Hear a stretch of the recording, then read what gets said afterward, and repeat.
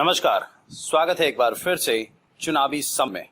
हम लेकर आए हैं आपके लिए बीएसपी फैमिली के कुछ और अपडेट्स। देश में प्रवासी मजदूरों से रेलवे किराया वसूली का मामला अब तूल पकड़ता जा रहा है। जैसा कि हम जानते हैं कि इस मुद्दे पर विपक्ष पहले से ही मोदी सरकार के खिलाफ आक्रामक है। वहीं अब भाजपा के वरिष्ठ नेता सुब्रमण्यम स्वामी ने भी मोदी सरकार के खिलाफ मोर्चा खोल दिया है।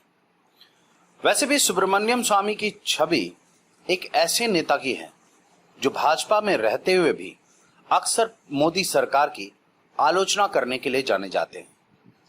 आपको बता दें कि भारतीय जनता पार्टी के नेता और राज्यसभा सदस्य सुब्रमण्यम स्वामी ने मजदूरों के मुद्दे पर अपनी ही पार्टी पर निशाना साधते हुए कहा कि भूखे प्यासे प्रवासी मजदूरों को लाने के लिए रेल किराया वसूलना भारत सरकार की कैसी नैतिकता है। उन्होंने कहा कि विदेशों में फंसे भारतीयों को एयर इंडिया द्वारा मुफ्त में लाया गया था, लेकिन मजदूरों को ट्रेन से किराया वसूल कर लाया जा रहा है। सुब्रमण्यम स्वामी ने इसके बाद प्रधानमंत्री केयर फंड पर भी हमला बोला। उन्होंने कहा कि अगर रेलवे ने खर्च उठाने से इनकार कर दिया तो फिर प्रधानमंत्री केयर्स के जरिए मजदूरों के भाड़े का भुगतान क्यों नहीं किया गया।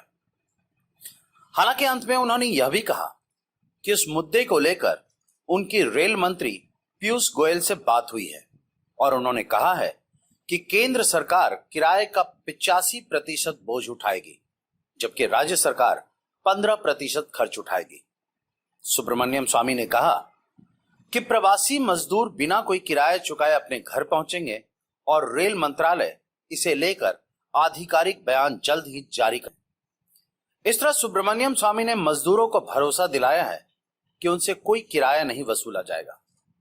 वैसे अगर रेलवे मजदूरों के किराए को माफ कर देती है तो उसमें विपक्ष के साथ साथ सुब्रमण्यम स्वामी का भी योगदान माना जाएगा, क्योंकि किसी मुद्दे पर अगर सरकार को विपक्ष के साथ साथ अपनी ही पार्टी के नेताओं के विरोध का सामना करना पड़ जाए तो फिर उनके लिए मुश्किलें बढ़ जाती हैं और फिर सरकार को मजबूर होकर विपक्ष के सामने झुकना पड़ता है। वैसे यह पहली बार नहीं है जब सुब्रमण्यम स्वामी ने मोदी सरकार की आलोचना की है। इससे पहले भी सुब्रमण्यम स्वामी ने देश के अर्थव्यवस्था और ईवीएम को लेकर मोदी सरकार पर निशाना साधा था, जिसकी वजह से कई बार मोदी सरकार को जनता के सामने झुकना भी पड़ा है। वैसे अब देखना यह है कि सरकार मजदूरों के किराए को माफ करती है या नहीं। हमारे साथ बने रहने के लिए आपका धन्यवाद। आप हमारे प्रोग्राम्स को today's.com पर भी देख सकते हैं और आप हमें टुडेज टीवी पर ट्वीट भी कर सकते हैं। Thank you.